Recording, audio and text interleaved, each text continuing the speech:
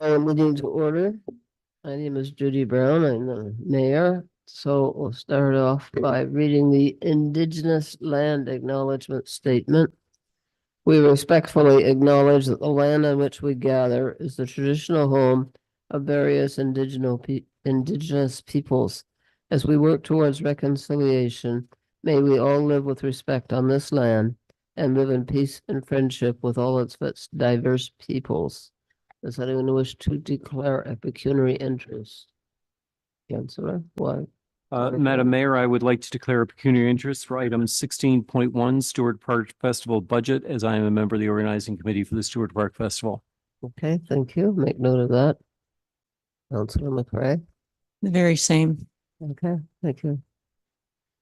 So we have no closed session this evening, and therefore no matters arising from the closed session. So under declarations, it's Parkinson's Awareness Month, April 2024, and World Parkinson's Day, April 11th, 2024. Whereas the prevalence of Parkinson's disease in Canada has increased 50% over the last 10 years, and whereas the number of Canadians diagnosed with Parkinson's will continue to rise dramatically, particularly with an increasing seniors population. And whereas approximately 30 people a day are currently diagnosed with Parkinson's in Canada, by 2031, this number is expected to rise to more than 50. And whereas rural areas associated with farming and the use of well water have higher concentrations of people with Parkinson's, whereas the Parkinson's Community Network, PCN, established in 2023 to raise funds and awareness of Parkinson's in Lanark, Leeds, and Grenville, has asked for council support to help increase awareness of the disease. Now therefore, I, Judy Brown, Mayor of Perth, do hereby declare April as Parkinson's Awareness Month and April 11th as World Parkinson's Day, and encourage council and the citizens of Perth to participate in the various events that the PCN has organized throughout the month. So we're going to do a picture at the back.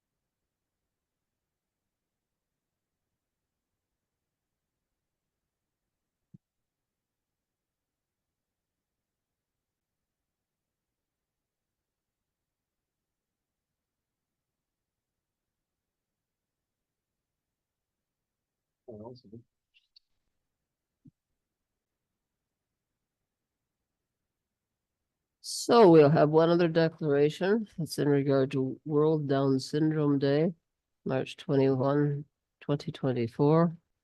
Whereas the United Nations General Assembly declared March 21 World Down Syndrome Day in 2012 to raise public awareness of Down syndrome and invited all member states, relevant organizations of the United Nations system and other international organizations, including non-governmental organizations, and the private sector to observe World Down Syndrome Day each March 21st thereafter. Whereas Down syndrome is the most frequently occurring chromosomal disorder, where approximately 1 in every 700 babies born in the country is born with Down syndrome, and is the leading cause of intellectual and developmental delay in Canada and in the world. Whereas this year's Down Syndrome Day theme is End the Stereotypes, because stereotypes cause significant harm to the quality of life living with Down syndrome, including being treated differently, underestimating their abilities, excluding them from important opportunities, and sometimes resulting in abusive behaviors. Whereas the Down Syndrome Day website, worlddownsyndromeday.org, and www.cdss.ca has real life stories from people living with Down syndrome about how stereotypes have impacted their lives, and the public is encouraged to read these testimonials to gain insight into their lived experiences. And whereas much progress has been made for people living with Down syndrome through the vision and hard work of parents, self-advocates, medical professionals, researchers, educators, and nonprofit organizations. And whereas the town of Perth supports and it celebrates the initiative of organizations working to ensure people with Down syndrome have adequate services and are valued by society and can lead fulfilling and productive lives in our community. Now therefore, I, Judy Brown, Mayor of the Town of Perth, declare March 21, 2024 as World Down Syndrome Day in Perth, Ontario. And Council hereby celebrates and values the lives and equality of people with Down syndrome, advocates for increased awareness and understanding of trisomy 21, and encourages all community members to use this occasion to commit to ending the stereotypes for those living with the Down syndrome and intellectual disabilities. So we'll proceed next to the consent agenda. The mover and seconder could read a little bit about the consent agenda. Okay, that the following bylaws and motions listed below in the consent agenda be passed and numbered accordingly. And that includes 8.1 right up to 8.2.11. Thank you.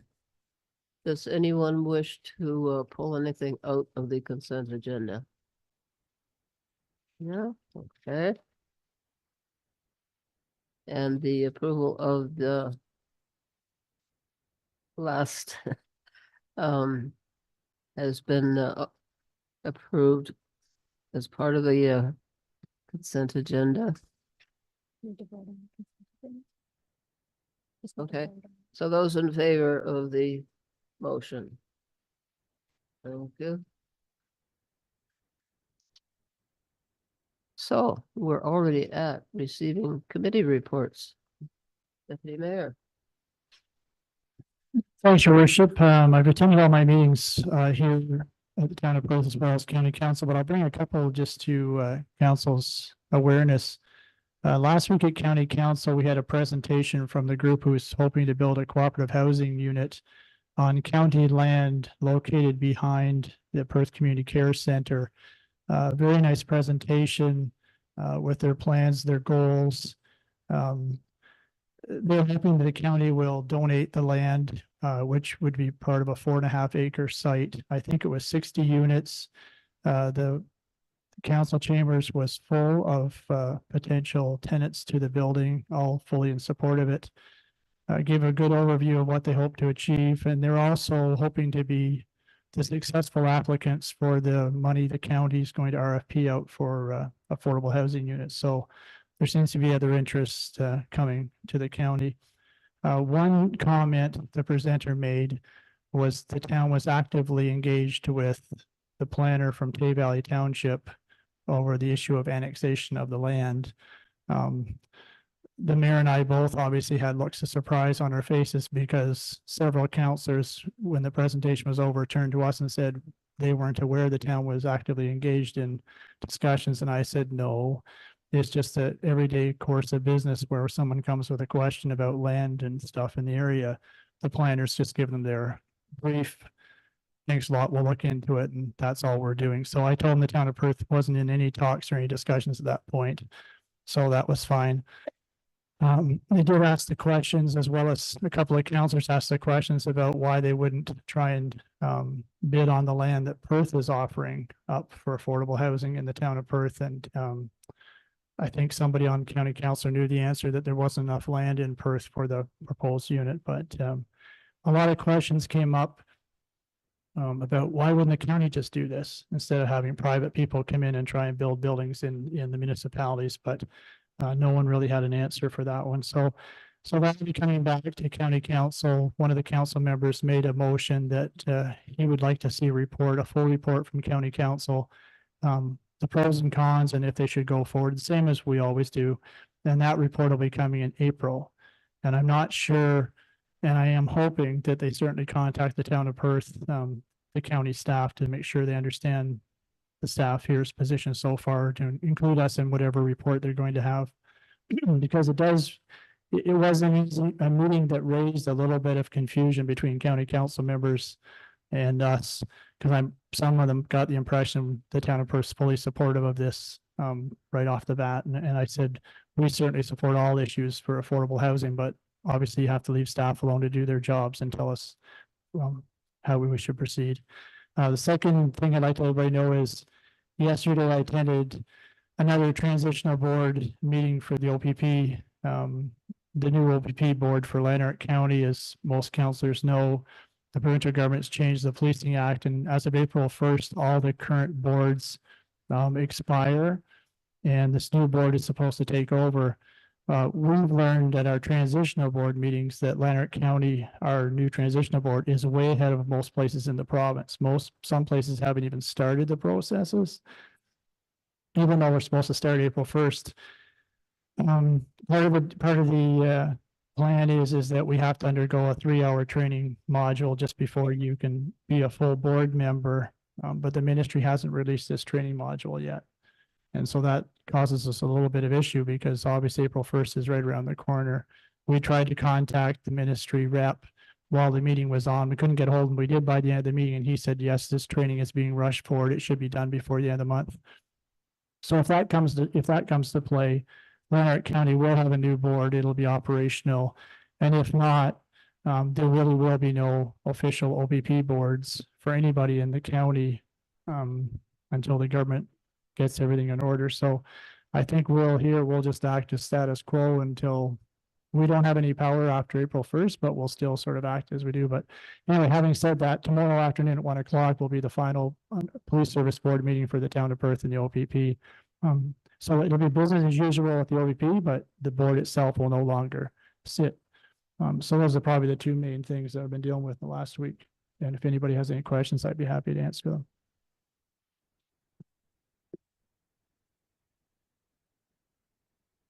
It's something that we really have to consider. Is not just annexation.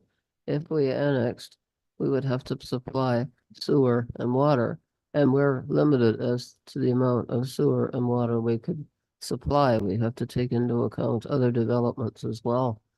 So it was really a shock when he announced that Perth was in favor, because we never heard of it.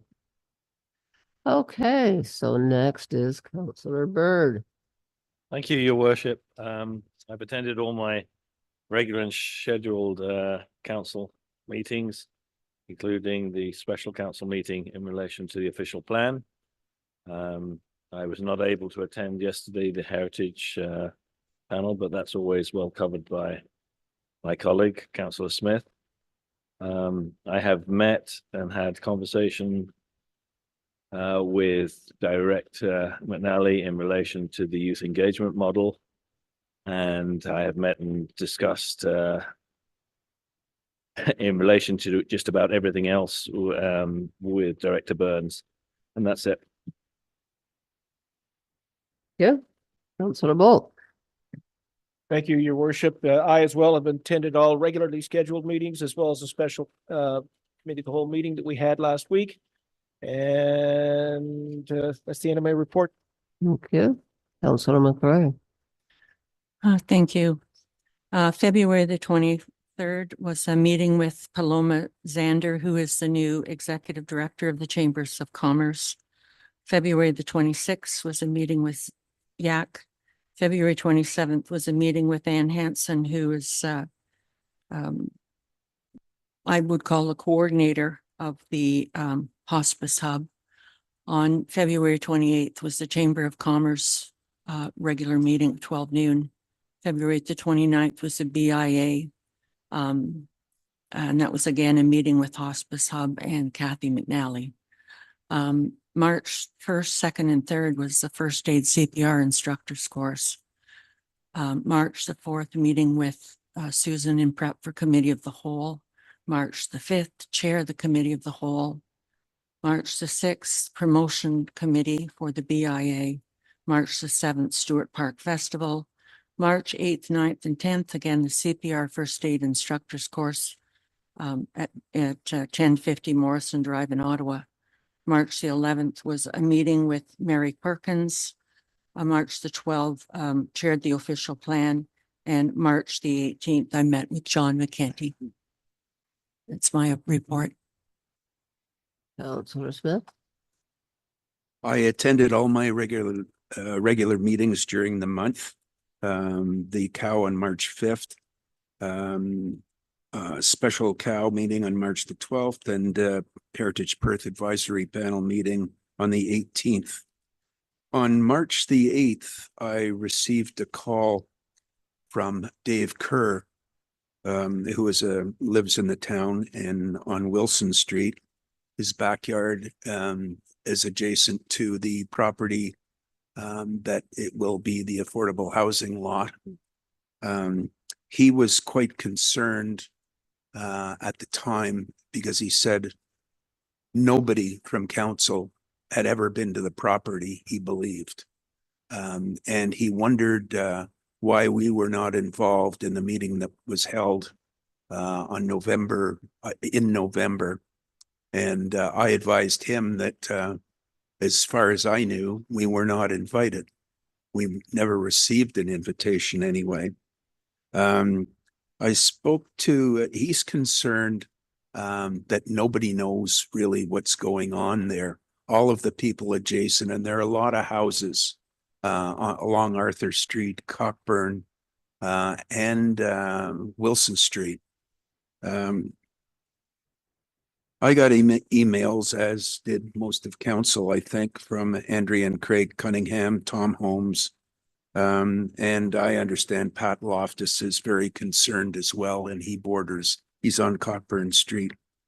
I spoke to Michael after Dave Kerr talked to me, and he assured me what Dave Kerr was, he admitted, was harping on.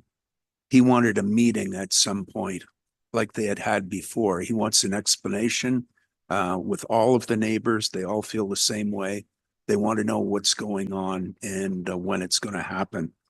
The CAO assured me that I could tell Dave Kerr that we would definitely have a meeting at some point. But at this point, nobody had even got the property yet, so we didn't know who was going to be in control of it. But at some point in the future, there would be a meeting for all of the concerned neighbors, and he was happy about that. One other thing, I suddenly realized today, I'll make this short because I know the CAO has resolved it. I was concerned about the solar eclipse happening on April the 8th, and it's going to start at 2:00 and it's going to go to 4:30. Ottawa apparently is in a 95% totality, 95 to 97. We're south of Ottawa, so I figure we're about 95% total eclipse. I spoke to Susan today and about glasses, and we should put an alert out, advisory to the townspeople. to get your glasses. I checked online. There are many, many companies that sell them. And many of the companies are sold out at this point. I did find one in Canada that was had glasses, and they had them in bulk. And they are ISO 12312-2 certified. Anything that doesn't have that certification on it is no good. Maybe they can be purchased in the town of Perth. I don't know. But Michael, I understand from Susan, has ordered a bunch. Maybe you could speak to that, Michael. Through the chair, the health unit has a great website on eclipse safety, and we can direct people to that website. That's really the best spot to go in this area. I have ordered 500 glasses, which we'll make available. I know that won't go too far throughout town, but there are other venues for people to get glasses to. But we'll have some available starting next week downstairs. So. Thank you. Thank you. Thank you. Councilor Waterfield. Madam Mayor, on February the 22nd, I attended a Rideau Valley Conservation Authority executive meeting in the afternoon. In the evening of that day, I attended a board meeting of the same organization. On February 26th, I attended a library board meeting. Just want to note that we have now completed our 2024-25 agility plan update, which is available on the library website for any citizens that would like to look at that. On March 4th, I attended another Rideau Valley Conservation Authority executive meeting. On March 7th, I attended the open house for Tom Street, and kudos to Nolan Grant for a well-organized event. And I had an opportunity to speak with a number of interested and concerned citizens from Tom Street during my visit there. And just yesterday, I attended a library board meeting. That's my report, Madam Mayor. Thank you. And myself, I attended the walk for CNOY. Attendance down a bit, but certainly a lot of very dedicated people who wanted to raise money for this. It's coldest night of the year, and I can't imagine anyone having to sleep outside in weather like even like tonight. 27th, I met with Michael. 29th, the building official and I met with Luke McClenahan from the Perth Planing Mill. He just wanted to chat and have a little information on what was happening in the town as far as building. March 1st, attended YAC, and that was another situation that sort of touched my heart because their attendance is going up each year. And, you know, they talk about kids that come in and the food that they have there. It's, some kids say it's the first I've had to eat today. On the 12th, as Councillor Bolt has mentioned, we had began the update of the official plan. And if you looked at the update of the official plan from 5 years ago, the issues that we're dealing with now are far different than they were 5 years ago. The 13th, I met with Chris Hahn, the Dean of Algonquin, talking about some of their initiatives and plans. Met with a hospital liaison committee, and one of the things we talked about is trying to get hospice beds in this area. Now, hospice beds are those for those people that are close to dying and just need some looking after, not so much medical, but just support in general. So this area has been delegated for beds, but it's a matter of finding where they might go. And then on the 14th, Michael and I met with Dr. Kneff and Susan Rintoul to talk about their plans for the clinic that the $3 million that they got from the provincial government will allow. They're in the very early stages. The government for some reason has put an embargo on talking about particulars, but they promised to update it when they got those particulars. So I just wanted to conclude by doing something a little bit different. I have found in my office this visitor's book, guest book from I believe it was 1988. And one of the women from Los Angeles wrote, "The community of Perth is sincerely warm and friendly. The hospitality shown to a visitor is enough to tempt me to move here permanently." And the reason that struck me is that I can sort of sense a change in the tone around town. People seem to be a lot more negative. I don't know if it's because of COVID or whatever.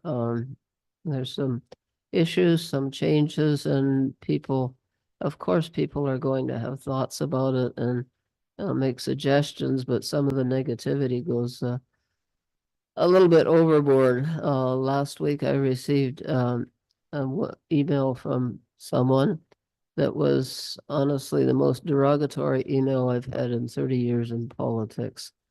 So I'm going to read you this. It was posted on the wall in the bank about being a little bit more positive and not immediately going for the negative. You got to work for the good in the bad. You got to look for the good in the bad, the happy and the sad, the gain in your game, and what makes you grateful, not hateful. So we'll go on to staff reports. Could Councillor Bird read the proposed motion? Thank you. Moved by myself and seconded by the Deputy Mayor. Be it resolved that the Council of the Town of Perth accept the 2023 Council Remuneration Report as presented in Report 2024-Council-3.1. Thank you. So this is everybody every year has to report their expenses and what they made in our huge salary, joking. So if anybody's curious, it's available. Any discussion? Those in favor? Thank you. The next one is 14.2. Councillor Bird, could you read that, please? Certainly, thank you. Moved by myself and seconded by Councillor Smith.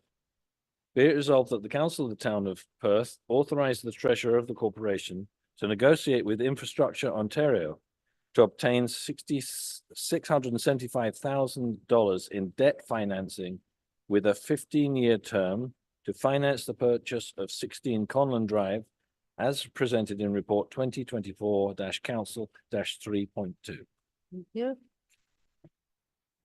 Kathy, could you just give us a brief overview of what this is? Oh, well. No wonder you look startled. So the options are certainly that we finance the purchase out of the capital reserve right now. And as everybody knows, that's dropping fairly quickly. So the recommendation is to use debt financing. Infrastructure in Ontario, I've already checked with them to make sure it's eligible, and it is. And their rates tend to be slightly better than what the banks can offer. So those are generally where we go first for debt. 15-year term is an approximation of the potential useful life of the asset. Okay, and the reason I called on Kathy was just tell us a little bit about 16 Conlon Drive and what the purpose is. I can speak to that if you want, if that's easier. So as council was aware at our committee of the whole meeting, it was in the consent agenda. We acquired the property formerly known as Heritage Bikes next to Conlon Farm. So we are planning in the short term to continue using that for parking for our recreation facilities, and also the ball diamond out back continuing to use for our recreation activities, especially as the town continues to grow. We're currently examining options for the building itself, what the short and long-term plans are for that. In the short term, we'll likely be using it for community services staff and operations, which makes sense being right next to one of our largest community services operations. Thank you. And so could we have a vote on that, please? Those in favor? Thank you, that's unanimous.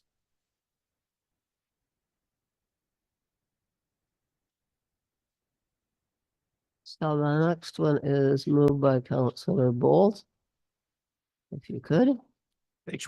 Thank you, your worship. Be it resolved, first of all, moved by myself, seconded by Councillor Gary Waterfield. Be it resolved that the council of the town of Perth authorize staff to apply for the My Main Street grant through the Federal Economic Development Agency for Southern Ontario in partnership with the Downtown Heritage Perth Business Improvement Area for up to $250,000 as presented in report 2024-council-3.3. Okay, thank you. Councillor Craig, could you explain a little bit about what that money might be used for if Kathy, not Kathy. Okay. I didn't apply for the grant, but I have done a bit of reading on it, but you go ahead, Kathy. Sure. We will be submitting the application, which is due at the end of the month, and we're looking at, there's different ways that you can utilize this grant, and we've talked with the BIA, and we're going to utilize it for enhancing our streetscape, which includes additional lights for Crystal Palace, new planters, some artwork as well. So we're just putting the application together, but we just want council's approval that we can move forward with that application. Thank you. Any questions? If not, I'll call the vote. Those in favor? That's unanimous. Thank you. So we will go ahead to motions. This is about Stewart Park Festival budget and Councillor Bird. Thank you, Roger. Be it resolved that the moved by myself and seconded by Councillor Bolt. Be it resolved that the Council of the Town of Perth approve the 2024 Stewart Park Festival budget as presented in report 2024-cow-4.3. Thank you. And this is Councillor Waterfield has declared a conflict of interest on this one. Are there any questions? Those in favor? Thank you. Unanimous except for Councillor Waterfield. And Councillor McCray. Okay. Any miscellaneous business? I haven't been notified of any. No, go ahead then. Questions from the media? Okay. The motion for adjournment, Councillor Smith. Be it resolved that the Council of Town of Perth adjourn the March 19th, 2024 council meeting at 6:02 p.m. Okay. Those in favor? Unanimous. I declare the meeting adjourned at 6:03.